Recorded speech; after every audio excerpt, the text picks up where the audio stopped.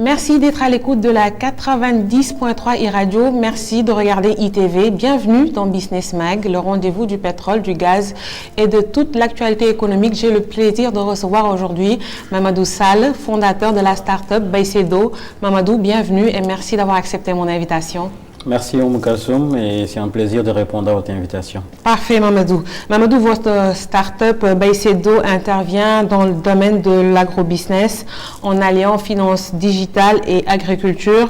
Voilà pourquoi la question qui sera notre fil conducteur le fil conducteur de notre émission sera comment l'agrobusiness peut être un accélérateur de la croissance. Cette question, Mamadou, je pense qu'elle est importante, d'autant plus que l'économie sénégalaise repose principalement sur l'agriculture.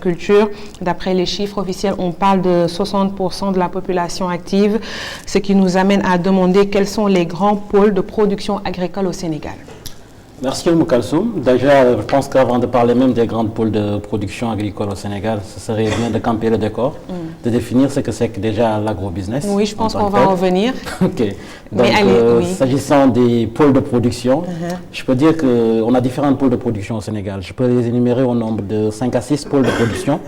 Et d'abord, je commencerai par la vallée du fleuve Sénégal, notamment au nord du pays, qui est la zone de production par excellence, parce qu'il y a le fleuve, il y a de l'eau en abondance, et il y a le soleil, il y a des terres fertiles. Il y a aussi le bassin arachidier, notamment au niveau centre, vers Thiès, Diourbel, Kaolack. Donc, il y a aussi la zone des Niayes, donc, qui est la zone horticole également par excellence. Il y a le sud, notamment la Casamance, où quand même il y a une forte dose d'agriculture pluviale. Il y a aussi le Sénégal oriental avec le coton, la banane entre autres, vers Kédougou, Tamba. Et aussi une zone une sylvopastorale, notamment vers le sud de la vallée. Donc on peut résumer ça entre 5 à 6 pôles de production. D'après tout ce que vous venez de citer, est-ce qu'on peut parler d'une industrie de transformation de nos produits agricoles au Sénégal? Industrie de transformation, je pense qu'actuellement c'est à ses tout débuts. On n'a pas assez d'industrie de transformation agricole. Il y en a quand même, ça existe, mais je pense que quand même ça mériterait d'être renforcé. Et d'autant plus qu'il y a beaucoup de productions agricoles qui pourrissent au niveau des champs, d'où la nécessité quand même qu'il y ait des entreprises qui vont prendre ces produits pour les transformer, pour mettre de la valeur ajoutée là-dessus.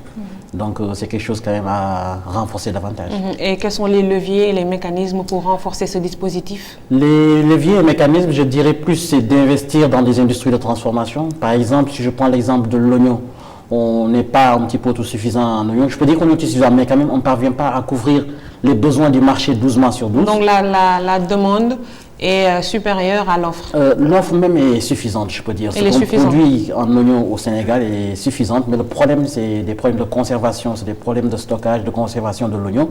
Parce qu'à un moment donné de l'année, par exemple, à partir de cette période-ci où on est, vers octobre jusqu'au mois de janvier, on n'a pas d'oignon local sur le marché. On est obligé de nous rabattre sur l'oignon importé.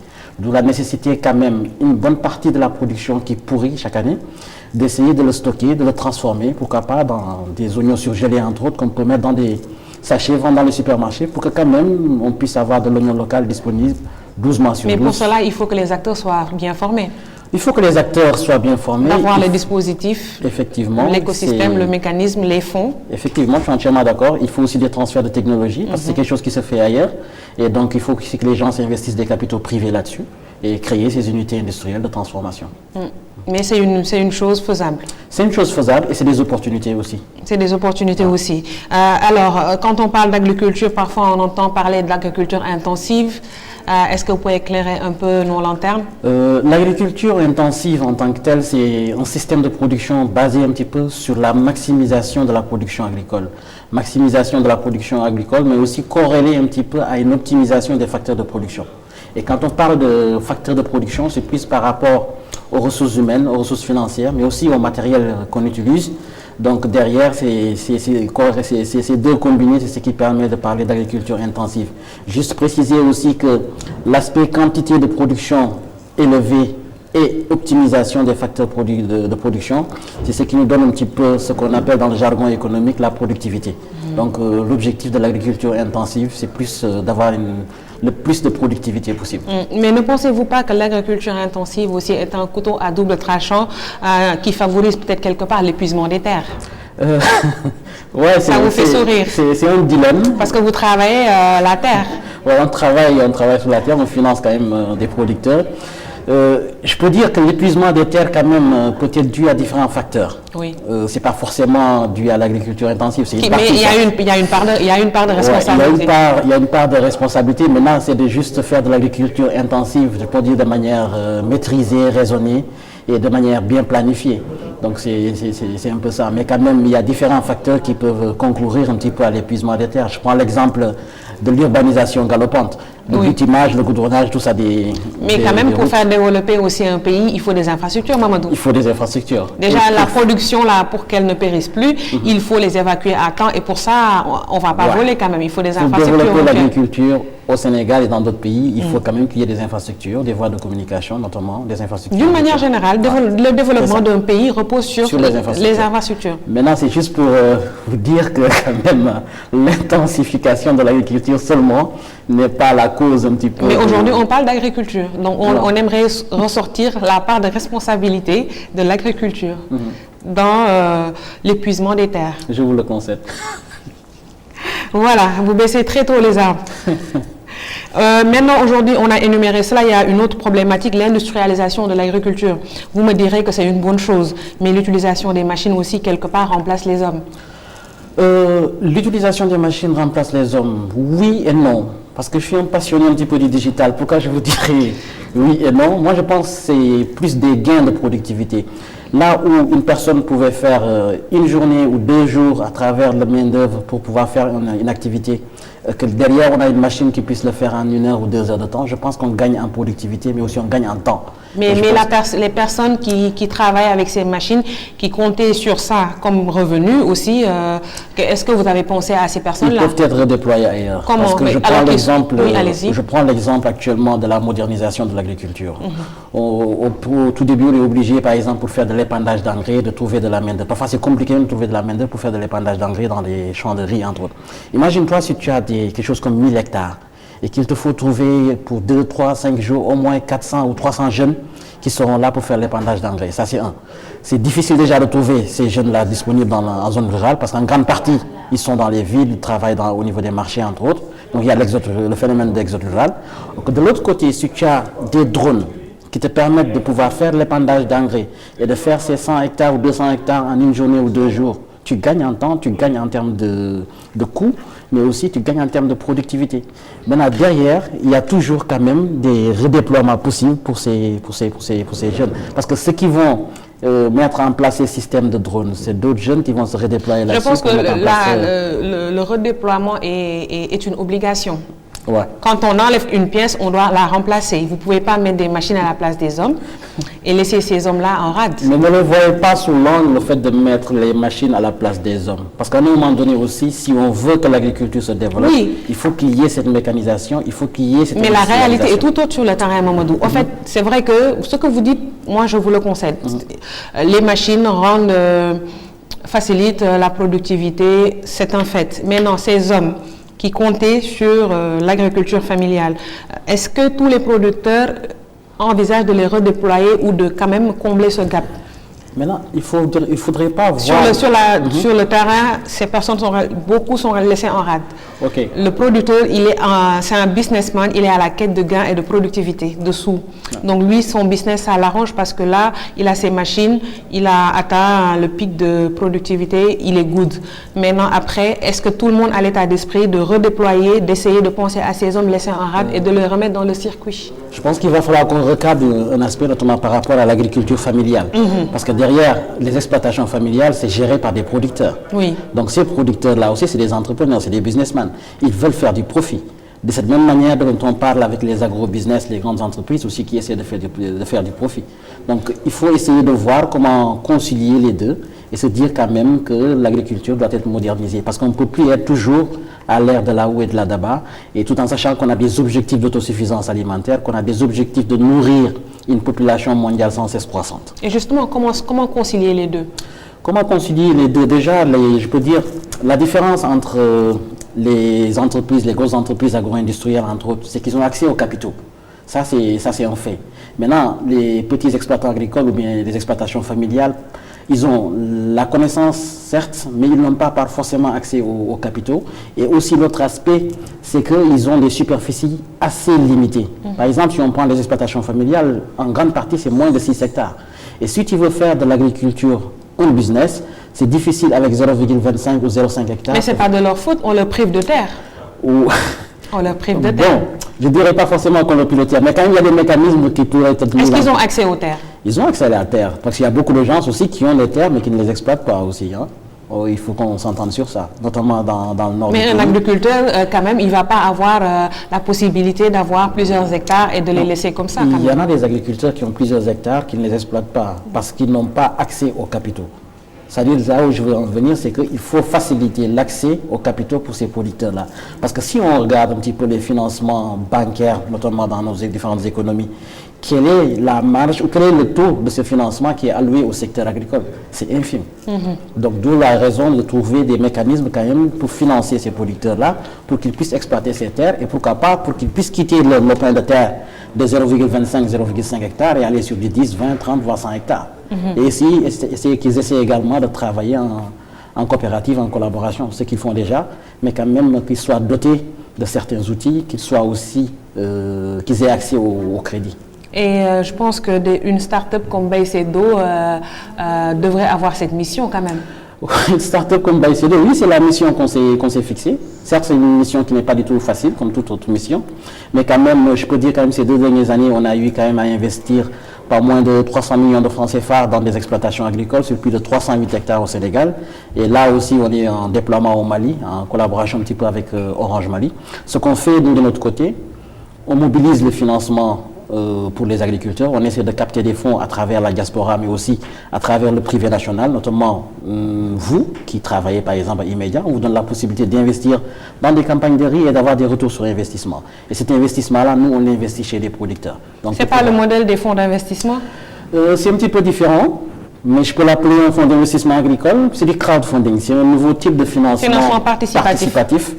Quelque chose aussi qui se faisait culturellement chez nous. Donc, quand je prends l'exemple dans nos différents villages dans le monde rural africain, Baycedo, c'est un concept qui est bien connu chez les Wolofs. Chez les Poulards, on parlera de Rempetchen.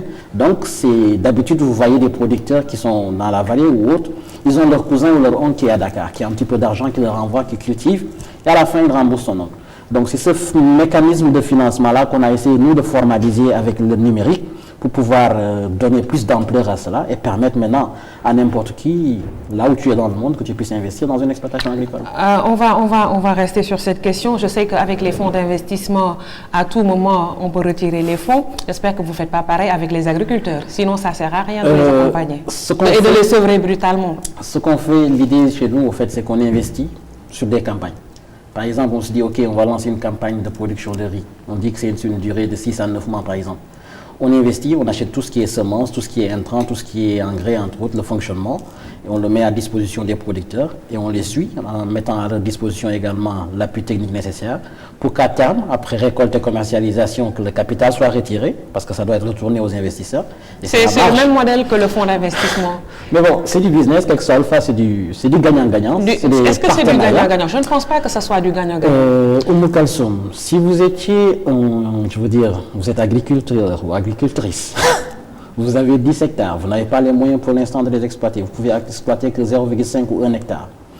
Il y a quelqu'un qui est prêt à amener ses capitaux, à investir chez vous, pour qu'après vous partagez la marge. Je pense que vous y gagnez quelque chose alpha. Parce que si vous ne prenez pas ces capitaux aussi... Le partage se fera comment? En grande partie, quand même, plus de 50%, c'est pour les producteurs.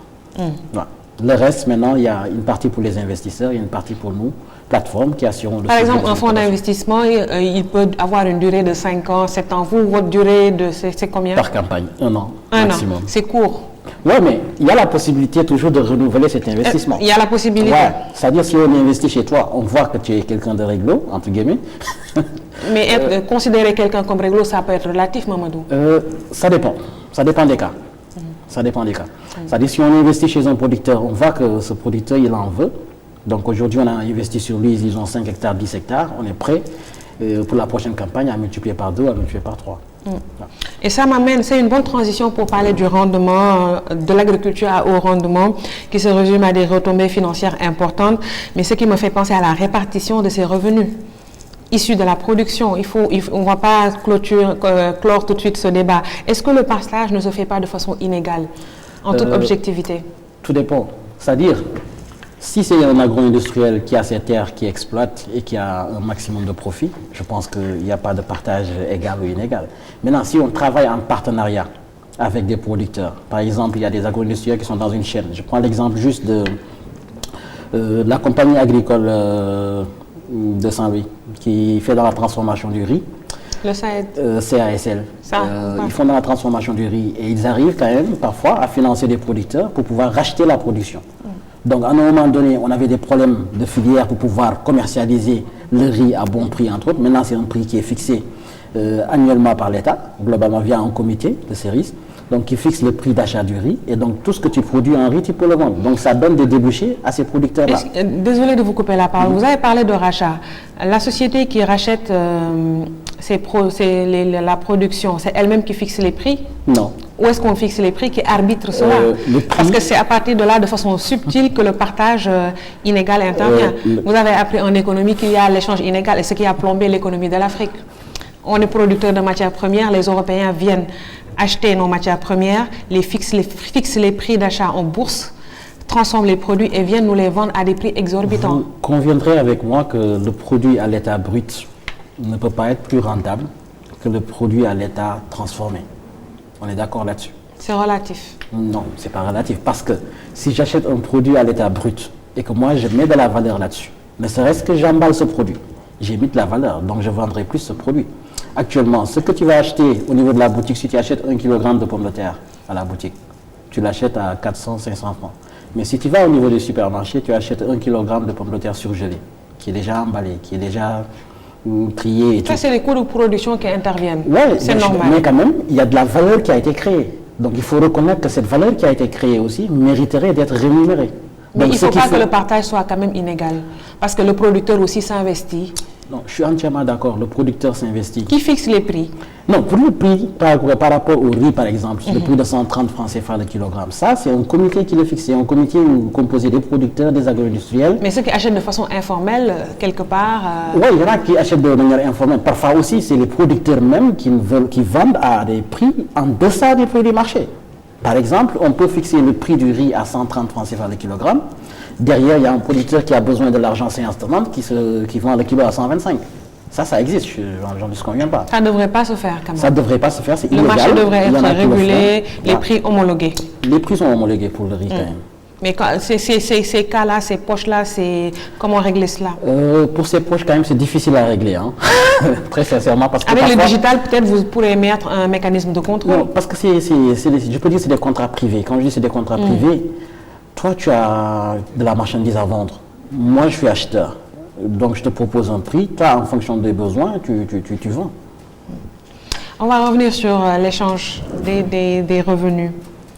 J'estime que parfois le partage se fait de façon inégale. Ça dépend du cas où on est, du cas dans lequel on est. D'une manière générale. Oui, je suis d'accord que quand même le producteur n'est pas forcément rémunéré à sa juste valeur. Ça, je suis d'accord là-dessus. Maintenant, il y a plusieurs facteurs. Ça ne devrait pas se faire. Maintenant, c'est-à-dire, soit c'est des producteurs qui doivent davantage s'organiser et essayer d'avancer sur les chaînes de valeur pour ne pas juste vendre juste de la matière première à l'état brut, mais essayer de faire des pas dans la transformation. Mais s'ils sont privés d'un financement, s'ils sont privés de terre, s'ils n'ont pas été bien formés, comment voulez-vous qu'ils en arrivent là? C'est possible en créant des partenariats, en nouant des partenariats. Mais ils sont pas formés, ils sont dans l'informel. Même si on est dans la majeure partie des producteurs avec qui je travaille, ils sont dans l'informel. Ils n'ont pas forcément un INEA ou un registre de commerce. Mais on se base quand même sur les organisations de producteurs pour travailler avec eux. Et derrière, on joue le rôle d'interface entre eux et les agro-industriels qui achètent ou bien les grands commerçants qui achètent. Et nous, on a intérêt, quand on travaille avec des producteurs, qu'ils se sentent à l'aise et qu'ils y gagnent. Parce que... Est-ce que vous ne gagnez pas plus? Pas forcément. Vous ne les accompagnez pas pour rien quand même? Non, quand même, c'est du business. Vous êtes à la quête du profit. Effectivement, je suis à la quête du profit. Ne pas vous le dire, c'est vous mentir. Mais quand même, on essaie de faire quand même de telle sorte que ce soit un profit quand même... comment dirais-je, partagé à sa juste valeur, chacun par rapport à son effort. Donc c'est un peu ça. Vous êtes bien sur la 90.3 iRadio, vous suivez ITV Canal 15 de la TNT, sur Canal Plus 217, vous écoutez et regardez Business Mag, le rendez-vous du pétrole, du gaz et de toute l'actualité économique. Mamadou Sall, fondateur de la start-up Baycedo, notre invité. Tout à l'heure, vous avez voulu me marcher sur la langue, parler de l'agrobusiness, on y est. Définissez-nous un peu ce que c'est l'agrobusiness. L'agrobusiness, ça peut être considéré comme un ensemble d'activités économiques liées à la production, à la transformation ou à la commercialisation des produits qui sont issus de l'agriculture intensive, caractérisés aussi par de très hauts rendements, mais aussi par une forte, très forte même je dirais, mécanisation. Voilà. Et est-ce que l'agrobusiness, quelque part, d'après tout ce que vous venez d'énumérer, l'agrobusiness équivaut quelque part au pillage des populations? Pas forcément. Tout dépend dans le cas où on est. Pillage des populations, ça peut se dire si c'est des terres qu'on prend, qu'on donne juste à des privés étrangers. Et on a vu le cas de Mban. On a vu... Pour ne citer que celui-là. Je suis d'accord, on a vu le cas de Mban. Et on connaît les dégâts. On connaît la suite de l'histoire. C'est des choses à éviter, Mamadou. C'est des choses à éviter. C'est-à-dire, moi, je prône plus quand même l'approche de partenariat. Je suis plus contre quand même... Mais répondez à ma question, est-ce que l'agrobusiness n'équivaut pas quelque part au pillage des populations? Je dis pas forcément. Pourquoi? Pourquoi pas forcément? Parce que, par exemple, si on a des entreprises d'agrobusiness qui sont dans la transformation, je donne juste un exemple. Si aujourd'hui on avait un agro-industriel qui se positionne sur la filière oignon, et qui se dit que moi, tout ce qu'on produit en oignon au Sénégal, je suis prêt à donner des contrats d'achat à ces producteurs pour le transformer. Ça a un impact considérable sur l'économie, ça a un impact considérable sur les producteurs. Parce que derrière, les producteurs qui produisent de l'oignon pourront écouler leur production sans problème. Parce qu'arrive un moment durant l'année, par exemple à partir du mois de mai-juin, on a des problèmes pour vendre l'oignon au niveau du Sénégal. Et beaucoup de cet oignon-là pourrit au niveau des champs.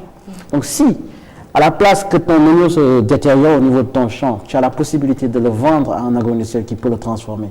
Et qu'après aussi, durant le mois de septembre jusqu'à janvier, février, on peut avoir de l'oignon local sur le marché. Je pense que quand même c'est quelque chose de très important pour nous. Mais on n'a pas ce modèle-là, on n'en a pas assez. On n'en a pas. Donc, du coup, les populations sont lésées. Mais je veux dire, d'où la nécessité d'encourager des privés. Mais le temps que vous restez là à encourager ce modèle de business, il y a des populations qui sont lésées, Mamadou. Il y a des populations qui sont lésées. C'est-à-dire, moi je suis contre, une fois de plus, comme je l'ai dit, c'est-à-dire des modèles d'agro-business où tout tourne autour de moi. Il faut une chaîne de valeur. Ouais, je suis plus sur des modèles d'agro-business qui sont basés sur une approche filière, ça c'est un, mais aussi qui sont basés sur une chaîne de valeur. Où dans la chaîne de valeur, chaque maillon de la chaîne a son rôle. Le producteur apporte la matière première, le distributeur est sur la chaîne, la logistique est sur la chaîne, le transformateur est sur la chaîne. Donc au moins, il y a différentes micro-PME qui peuvent se créer au niveau de la chaîne de valeur qui permettent quand même de créer de la richesse pour tout un chacun. Mais tel n'est pas le cas dans la vraie vie, dans la réalité. Bon, pourtant si, dans certaines filières oui, parce que dans certaines filières structurées oui. Je prends l'exemple du riz, je prends l'exemple de la tomate dans la vallée. Il n'y a pas que ça quand même comme filière. Oui, mais quand même c'est les filières les plus poussées. Je prends aussi l'exemple de l'arachide, même si quand même... À l'arachide il y a des problèmes. Il y a des problèmes certes, mais quand même c'est une filière. Mais il y a des problèmes. Au moins abouti. Il y a des problèmes, il y en a. La distribution des intrants, les terres. Je vous vois sourire parce que vous savez qu'on a touché du doigt un problème. La filière arachide, n'en parlons pas, c'est regorgé de problèmes. Il y a des problèmes. Déjà, la distribution des semences cause problème. Bon, je ne vais pas trop parler de cette filière parce que personnellement, je n'interviens pas dans cette filière. Mais vous êtes opérateur économique et vous êtes sénégalais. Ouais, et vous évoluez dans le domaine de l'agriculture. Mais quand même, c'est un exemple de filière aboutie. De bout en bout. Oui, c'est parce que l'arachide, c'est une matière qui a un effet positif, un impact dans notre économie. Effectivement. Le Sénégal a une production arachidière importante. Il y a la Sonacos pour transformer à maximiser et tout ça. Voilà, en tout cas, je suis restée sur ma faim. sur cette question. Le 10 octobre, le président Macky Sall, à l'occasion d'un atelier sur le foncier, a dit aux maires, je cite, « Même si au départ, pour le développement de l'agriculture, on permettait aux conseillers municipaux et aux conseillers ruraux de délibérer, pourtant on leur laissait aussi le soin de donner toute la terre qui soit sur le ressort de leur territoire. Mais j'invite à la réflexion, car tôt ou tard, nous serons obligés de prendre des mesures de sauvegarde. » Fin de citation. Bon, je pense que c'est de bonne guerre. Pourquoi? C'est de bonne guerre dans le sens... Le président même s'est rendu compte que le problème, la distribution des terres, la manière dont les producteurs ça manque, il est conscient que les producteurs n'ont pas accès aux terres et que ceux qui sont là, c'est-à-dire les maires qui doivent distribuer les terres, ne le font pas de façon légale. Bon, moi je ne le dirai pas. Moi je le dis. Ok.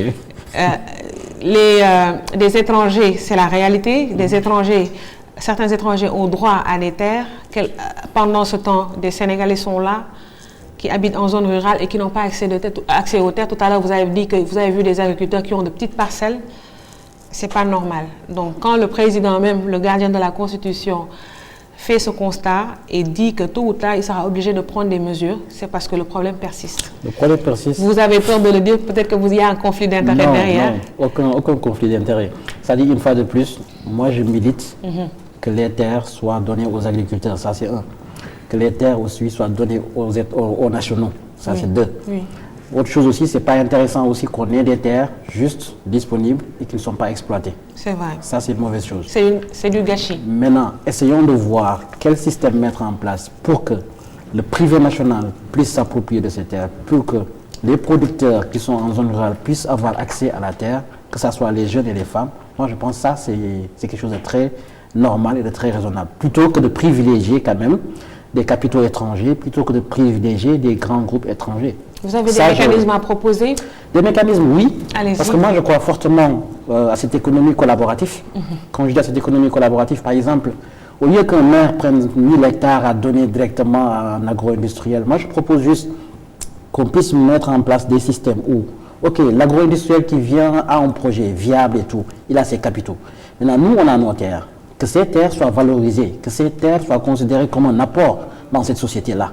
Par exemple, au lieu qu'il vienne et qu'on lui donne 100 ou 1000 hectares sous forme de bail pour 99 ans ou pour 50 ans, considérons juste qu'on est en train de monter une société. De cette même manière, quand on monte une société, il y a des apports en numéraire, il y a des apports en nature, qu'on considère la terre comme un apport en nature. Soit c'est la terre des producteurs qui sont issus des exploitations familiales qui apportent leur contribution dans ce sens, qui est considéré, donc ils sont actionnaires de la société, plutôt que de prendre le tout et de donner ça à un privé étranger, entre autres. Ça, moi, je suis contre, très sincèrement. Est-ce que les maires devraient continuer à distribuer les terres? Je pense qu'il doit y avoir plus de regard quand même par rapport à la distribution des terres. C'est-à-dire, certes, c'est des comités qui mettent en place... Ça repose sur une seule personne qui donne, il n'y a pas assez de contrôle, il n'y a pas de suivi. Ouais. Je pense quand même qu'il doit y avoir... Et les maires, d'habitude, c'est des politiciens, donc il y a le clientélisme, il y a le népotisme, et ça joue. C'est la réalité, maman. Bon, je pense qu'il doit y avoir des mesures plus coercitives, en quelque sorte, ou bien des mesures plus regardantes par rapport à la distribution des terres, et essayer de voir comment quand même attribuer les terres aux ayants droit. Ça, c'est un. Mais aussi à ceux qui ont les capacités aussi de l'exploiter. Cela ne veut pas dire aussi qu'on doit fermer la porte aussi aux capitaux. Oui, on ne va pas vivre en autarcie. On a besoin, nous sommes un pays sous-développé, on a besoin de partenaires extérieurs, mais que quand même que la majorité revienne aux nationaux. Et moi, je me convaincu même que les partenaires, même, on peut les avoir ici. Au Sénégal. Oui, ça serait encore mieux. Parce que derrière, ce qu'on va chercher ailleurs, que ce soit les dizaines de millions qu'on cherche ailleurs à l'étranger, on peut le trouver ici. Il suffit juste de trouver des mécanismes quand même pour concilier les différentes parties, que ce soit les gens qui ont des capitaux et d'autres qui sont en besoin de capitaux, et essayer de créer des partenariats gagnant-gagnant. Et justement, Baïsédo intervient dans le domaine de l'agrobusiness en alliant finance, digital et agriculture. Quelle est votre politique pour régler déjà ce problème et à faciliter aussi l'accès au crédit aux producteurs? Bon, nous de notre côté, on est en train de... C'est une digression. On est en train d'apporter notre modeste contribution là-dessus, en mobilisant des capitaux pour financer les producteurs dans des campagnes de riz et d'oignons, entre autres, même si de poulet aussi. Et on est en même temps aussi, on essaie de mobiliser des ressources également pour voir comment monter aussi des mini-industries de transformation. Et tout en le faisant en collaboration. Quand je dis en collaboration, c'est de trouver des Sénégalais qui ont de l'argent, qui sont prêts à investir, parfois je veux dire des Africains, qui sont prêts à investir dans leur pays d'origine, que ce soit la diaspora ou bien des gens qui travaillent dans les entreprises. Je prends l'exemple de la Sonatel, où quand même leurs employés, pendant ces 2 dernières années, où il y a à investir dans des exploitations agricoles via Baïsédo, c'est ce modèle-là qu'on essaie de promouvoir. Et là, on essaie de nouer des partenariats avec les agriculteurs et essayer de jouer le jeu. Ce qui me pose problème tout à l'heure, vous l'avez dit, c'est la durée du financement. Ouais. Une campagne à quand même, Mamadou, c'est assez court. Et un an, c'est un an, après vous retirez les fonds quelque part. Renouvelable. Mais parfois, il faut reconnaître que certains contrats ne sont pas renouvelés. Est-ce que ce n'est pas un sevrage aussi brutal? Ce n'est pas un sevrage. Pourquoi? Parce qu'on veut laisser la latitude à la personne, on veut laisser la latitude à l'investisseur comme à l'agriculteur de dire moi je reviens ou bien je préfère voler de mes propres ailes. Parce que derrière aussi, on ne veut pas travailler tout le temps avec des producteurs qui sont ad vitam aeternam sous perfusion. L'idée derrière, c'est quoi? C'est qu'on puisse accompagner un agriculteur ou un producteur et que derrière, s'il a gagné en termes de profit, qu'il puisse voler de ses propres ailes demain. Qu'il puisse voler de ses propres ailes. Nous allons revenir un peu sur le cas de Mbane pour parler encore des terres. Alors, ça a créé la tension. C'est vrai que c'est derrière nous, mais il faut éviter ces genres de situations. Alors, comment concilier exploitation des terres et stabilité sociale? Exploitation des terres et stabilité sociale, déjà, moi je reviendrai toujours en amont déjà, au moment de la distribution des terres.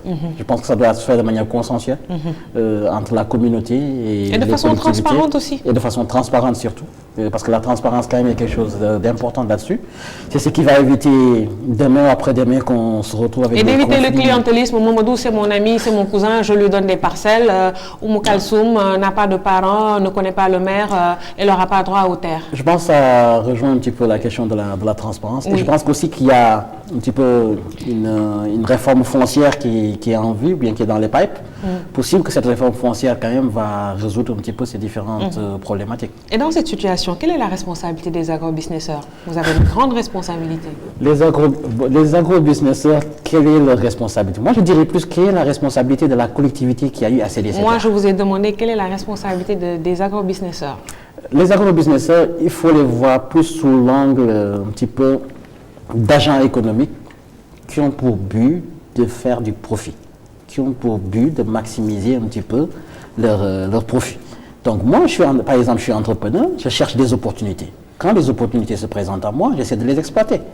Maintenant... À tout prix? Non, je dirais pas... n'importe comment, c'est ça? Je ne dirais pas à tout prix ou et n'importe comment, non. Mais quand même dans la légalité. Si j'ai la possibilité d'avoir des terres dans la légalité, je les exploite. C'est ce que font les agrobusinesseurs. Parce que derrière, qui les ont donné les terres? C'est les collectivités. Ça rejoint ce que le président Macky Sall a dit. Vous contournez les populations, vous allez chez les collectivités. Donc je pense que le mode de distribution, d'attribution des terres pose problème au Sénégal. C'est ça, je pense que et c'est ce qui crée la tension. Je pense que la réforme foncière qui est en vue devrait quand même régler ces questions-là. Et je pense qu'on ne doit plus laisser la latitude à une seule personne, à un seul maire ou un responsable de collectivité. Bon, je pense qu'il n'y a plus de président de communauté rurale. Maintenant, c'est des communes, c'est la communalisation intégrale. Donc, un seul maire dans son bureau avec son stylo qui se décide, ok, je donne à M. X 300 hectares. Je pense quand même qu'il doit y avoir tout un cahier de charges à mettre en place, à respecter pour pouvoir quand même un suivi et un contrôle. Bénéficier de cela. Voilà. Et essayer aussi de voir toujours quand on attribue à des agro-industriels des terres aussi, voir quel système de partenariat on peut mettre avec des gens qui sont dans les localités. On devrait même vous imposer de recruter un quota. Par exemple, je vous donne un exemple. Dans le pétrole, il y a la loi sur le contenu local.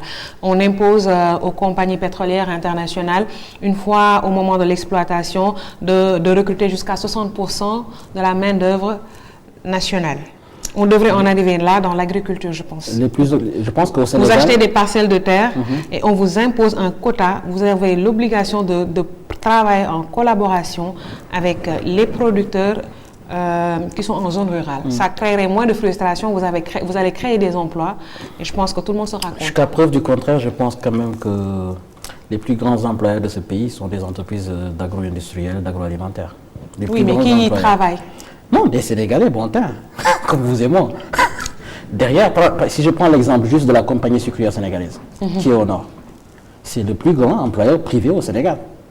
Je dis bien dans tout le pays. Avec tous ces problèmes actuellement. Plus de 3 000 salariés permanents. Plus de 2 000 saisonniers qui peuvent partir jusqu'à 8 000 saisonniers en pleine campagne. Donc, l'agro-industriel ou bien l'agro-business en tant que tel de manière générale crée de l'emploi. Ça, c'est vous qui le dites. Non, ça crée de l'emploi. Dites-nous justement les chiffres, jusqu'ici, combien d'emplois ont été créés? Non, je ne peux pas vous donner de manière exacte les chiffres, mais quand même, je sais que par exemple, si je prends l'exemple concret de la compagnie sucrière sénégalaise qui emploie plus de 3 000 salariés permanents, ça veut tout dire. Non, la compagnie sucrière sénégalaise, Mamadou, c'est autre chose. Ah, ils sont dans l'agro-industrie, oui. Ils sont dans l'agro-business, ils sont dans la production intensive. Ils sont dans la transformation de la canne à sucre. Mais on connaît aussi, c'est un secret de Polichinelle, les problèmes que traverse aujourd'hui la compagnie. Oui, mais ça, c'est comme toute entreprise. Non, c'est pas, il y a des entreprises qui sont là, bien portantes. Votre BAICEDO se porte très bien. Toute entreprise a des hauts, a des bas. Toute entreprise aussi est appelée à avoir des problèmes et essayer de se relever. Et les populations de Richard Toll, aussi souffrent aussi. Bon. Et pourtant, vous l'avez dit, 3 000 employés, d'accord, c'est vrai, mais à côté aussi, la production de canne à sucre et tout ça, les producteurs locaux ne s'y trouvent pas. Ils n'ont pas les revenus, le dû qu'il leur faut. Ils sont lésés. Bon, je ne vais pas moi m'avancer sur ça, mais quand même, là où mais c'est la vérité. Ce que je peux dire à ce niveau, c'est que quand même, c'est des entreprises... C'est ça le paradoxe de ces grandes entreprises, qui sont au cœur, en région, en zone rurale, et que dans la zone, la pauvreté persiste. Le chômage persiste. Maintenant, c'est la raison pour laquelle je vous ai dit on devrait repenser de nouveaux modèles d'agro-business qui soient adaptés à nos souhaits, qui soient adaptés à nos réalités. Et ça, je pense qu'il y a des entreprises qui commencent à le faire dans le Nord, qui travaillent avec les producteurs, faire des mécanismes de contractualisation sur la production. Au lieu qu'eux, ils produisent, parfois, ils sont obligés aussi de produire parce que si tu n'as pas la matière première à suffisance, tu es obligé de produire. Parce que je prends l'exemple, il y a certaines compagnies actuellement qui utilisent 1000 ou 1500 hectares pour produire du riz. C'est parce qu'ils n'ont pas suffisamment aussi la matière première auprès des producteurs. Parce que beaucoup aussi de ces producteurs, ils produisent, mais parfois ils ne se revendent pas tout. Ils conservent une partie parce que c'est pour de la subsistance, entre autres. C'est l'agriculture vivière, entre autres. Donc derrière, si moi je mets en place mon industrie et que j'ai besoin d'une quantité minimum de matières premières pour pouvoir fonctionner au moins 8 mois sur 12, pour pouvoir satisfaire mon marché, et que derrière, je n'ai pas la matière première à suffisance en collaborant avec les producteurs, là, je serai obligé, moi aussi, en plus de collaborer avec les producteurs, de trouver des terres pour produire. Donc, il y a ça aussi, quoi. Au regard de tout ce qu'on vient de dire, comment alors l'agrobusiness peut être un facteur de croissance? Moi, je pense que l'agrobusiness peut être est déjà un facteur de croissance. Ça, c'est un aspect. Dans le sens où on doit davantage réfléchir sur des approches filières, sur des approches de chaîne. Qu'est-ce qui vous fait dire que l'agrobusiness est un facteur de croissance? C'est un facteur de croissance. Je prends juste l'exemple du riz. Il n'y a pas que le riz. Mais non, on va se pencher sur le cas du riz. Je vais prendre l'exemple du riz, parce que c'est ce que je maîtrise le plus et où j'ai plus d'éléments d'appréciation.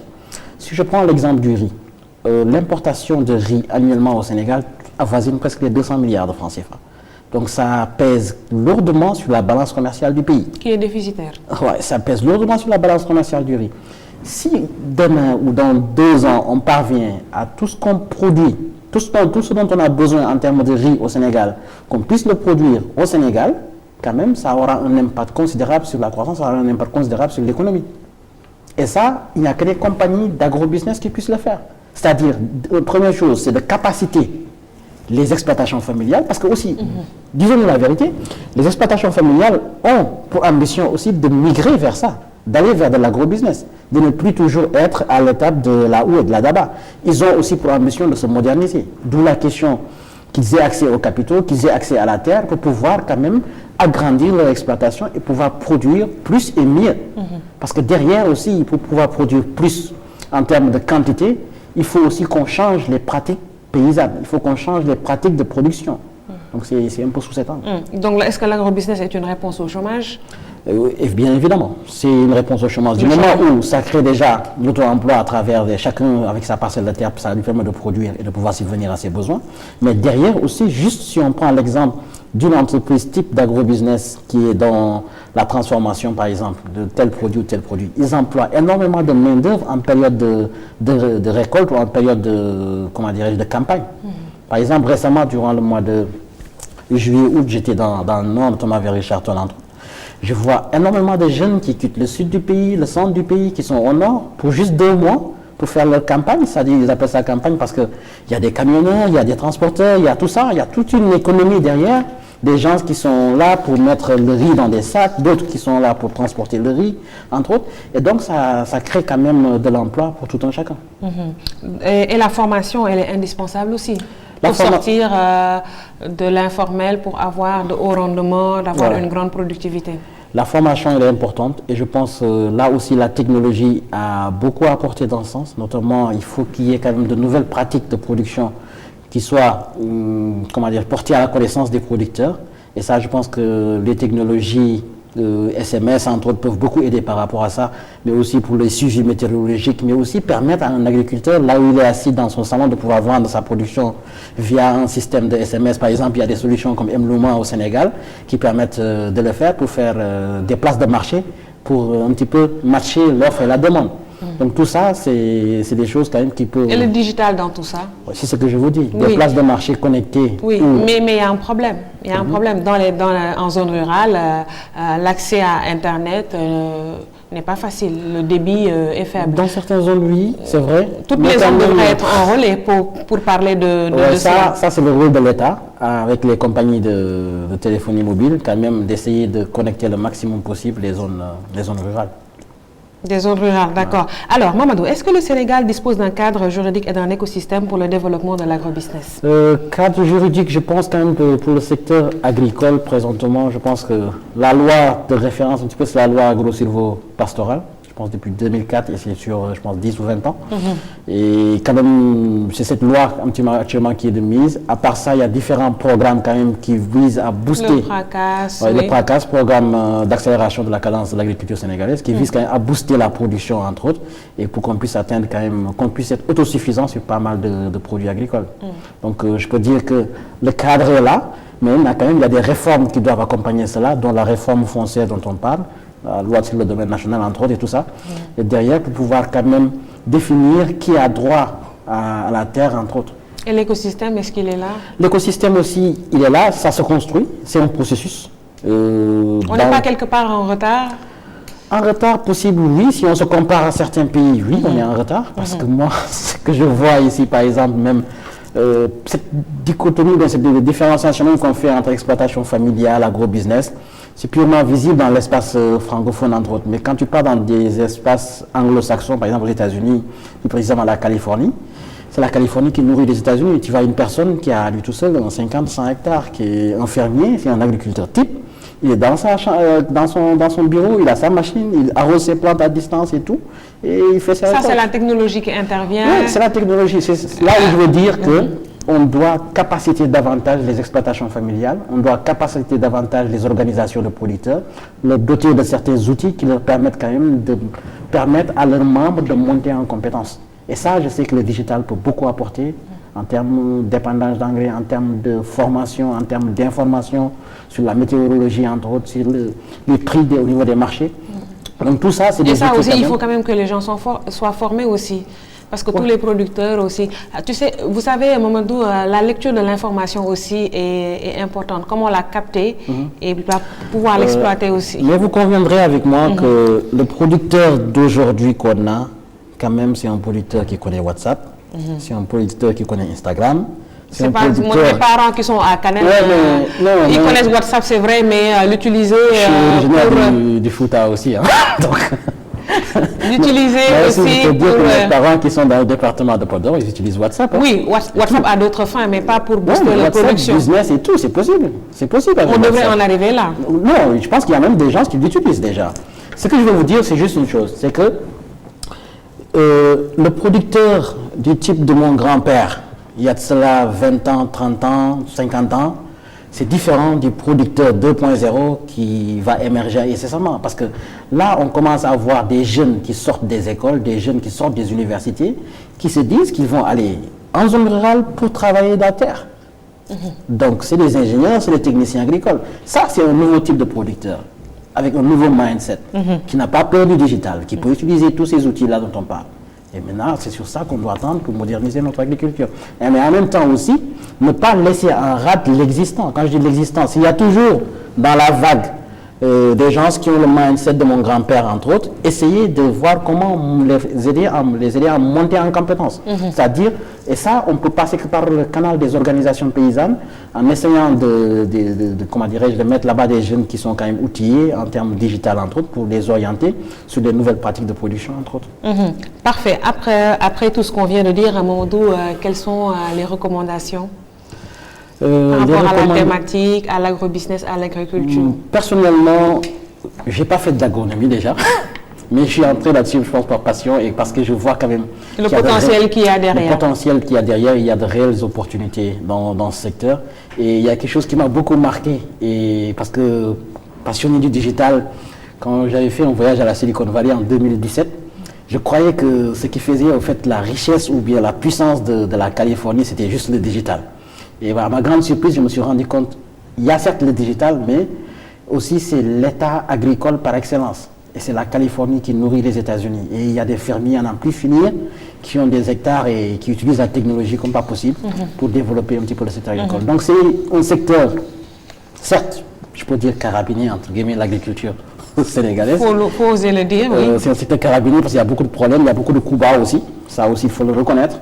Et c'est pas forcément du côté des...